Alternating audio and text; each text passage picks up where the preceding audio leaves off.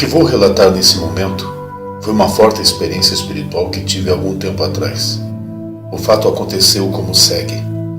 Estávamos em 15 pessoas em uma cidade em Santa Catarina, onde tínhamos alugado um sobrado para tirarmos alguns dias de descanso. Minha esposa e eu preferimos dormir na sala. Os demais se instalaram nos quartos na parte de cima do sobrado. Como gosto de ler, passei a maior parte do tempo lendo alguns livros cristãos. Numa das noites, senti que algo iria acontecer. Era 1h30 da madrugada quando fui me deitar. Todos já estavam dormindo. Ao me preparar para me deitar, olhando para um dos cantos da sala, senti como se alguém estivesse ali me observando. Minha esposa já se encontrava dormindo naquele momento. Então, no mesmo instante que encostei minha cabeça no travesseiro, senti-me sendo transportado dali para um outro lugar por um anjo, até que chegamos a um alto monte de onde dava para ver muito longe.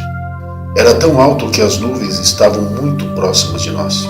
Ali o Senhor me falou através do anjo: Amaury, eu te trouxe aqui para te mostrar uma pequena parte das vestes da minha noiva. A seguir avistei um braço enorme que se estendeu do céu entre as nuvens e veio em minha direção, trazendo na mão um canto de uma veste, de uma brancura e resplendor que a nada pode ser comparado do que se tenha visto nesta terra. O tecido era reluzente.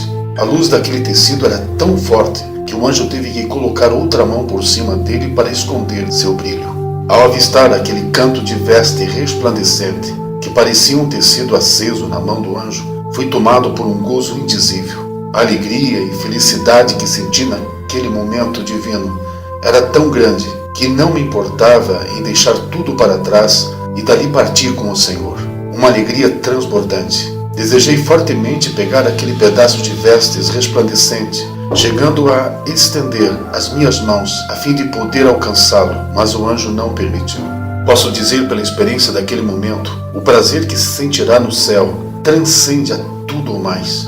Como o apóstolo Paulo escreveu: as coisas que o olho não viu e o ouvido não ouviu e não subiram ao coração do homem são as que Deus preparou para os que o amam. 1 Coríntios 2,9. Tudo será tão glorioso e sublime que não haverá lembranças do que passou, de qualquer angústia, tristeza e dor. Ninguém terá saudades de ninguém e de nada do que ficou. Em meio àquela maravilhosa alegria que estava sentindo e a beleza do que estava contemplando e querendo vestir aquelas vestes, o Senhor tornou a falar através daquele anjo. Ainda não é o momento. Antes de alguém usar aquela veste, terá que passar por outro lugar primeiro. Naquele momento fui transportado para um outro lugar. Foi quando me deparei com um grande tribunal, onde estava ocorrendo um julgamento. Vi então uma pessoa parada diante de um tribunal prestes a ser julgada. Do céu descia uma grande lista como o desenrolar de um pergaminho, com versículos bíblicos, um abaixo do outro, com um espaço entre eles. Mas o que se sobressaía entre os demais e se encontrava bem acima era 2 Coríntios 5,10. Então notei que, conforme a lista ia passando, embaixo de cada versículo encontrava-se pontos pretos. Dependendo do versículo, tinha 2 pontos pretos, outros 1 e alguns não haviam nenhum. Naquele momento soube que os pontos pretos eram pecados e falhas cometidas, de coisas que não deveriam ser feitas e de coisas que deveriam e não foram. Os versículos que tinham 2 pontos pretos eram porque neles há 2 ensinamentos a respeito do que deve ser feito e o que não deve ser feito ou praticado. Os versículos que tinham um ponto preto é porque neles encontra-se um ensinamento ou do que devia ser feito ou de algo que não deve ser feito ou praticado. Os versículos que não apresentavam pontos pretos eram porque tais ensinamentos haviam sido obedecidos. Já os versículos que tinham pontos pretos é porque não haviam sido obedecidos. Foi-me mostrado em um lugar bem próximo de onde era realizado o julgamento, um buraco como se fosse de um poço, onde dava para ver as ondas de calor que saía dele. Para minha surpresa, encontrei-me na vez de ser julgado. Então, observando a lista com os versículos que iam passando diante de mim, avistei minhas próprias faltas e pecados. Quando vi que havia versículos com 2 pontos pretos de acusação contra mim, entrei em pânico, aterrorizado, com minhas mãos quase arrancando os meus cabelos. Comecei a gritar desesperadamente: Deus, o que faço agora? São muitos os meus pecados e não há mais tempo. Não quero ir para o inferno. Chorava e gritava em angústia terrível. Senti-me como um pecador cujo veredicto final seria um inferno.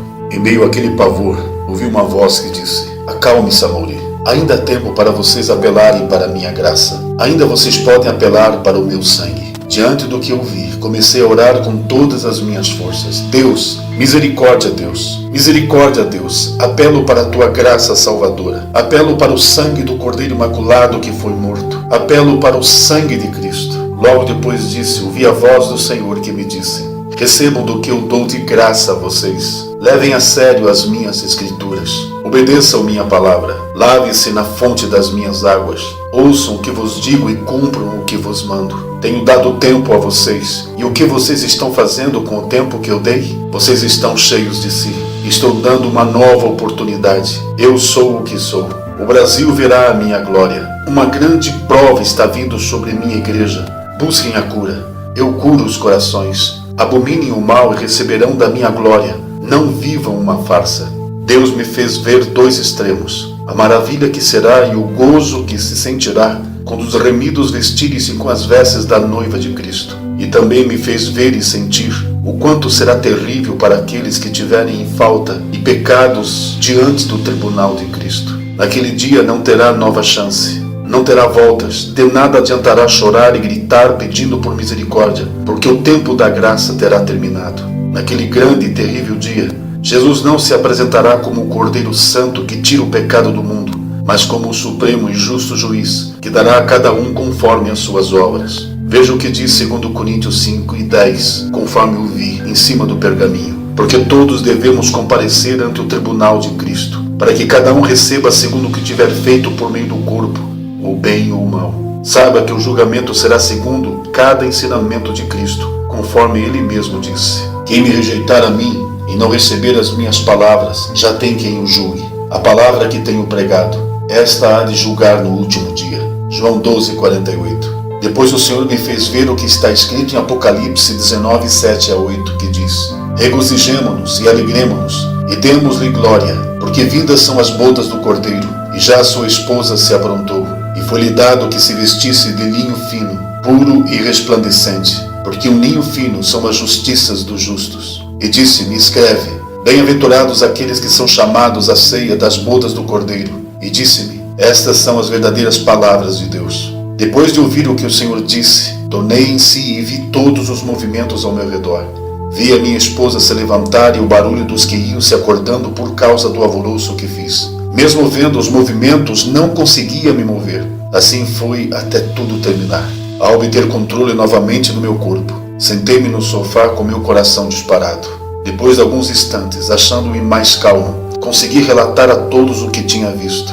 Eram 3:55 da madrugada. Foi nesse momento que vimos o que estava escrito em 2 Coríntios 5:10. Na sequência, achamos a concordância em Romanos 14:10-12, que diz: mas tu, por que julgas teu irmão? Ou tu também, por que desprezas teu irmão? Pois todos havemos de comparecer ante o tribunal de Cristo. Porque está escrito: pela minha vida, diz o Senhor, todo joelho se dobrará diante de mim, e toda língua confessará a Deus, de maneira que cada um de nós dará conta de si mesmo a Deus. A Bíblia diz em Jeremias 23:28, o profeta que tem um sonho, conte a visão, e aquele que tem a minha palavra, pregue fielmente a minha palavra. Estou fazendo o que tenho que fazer.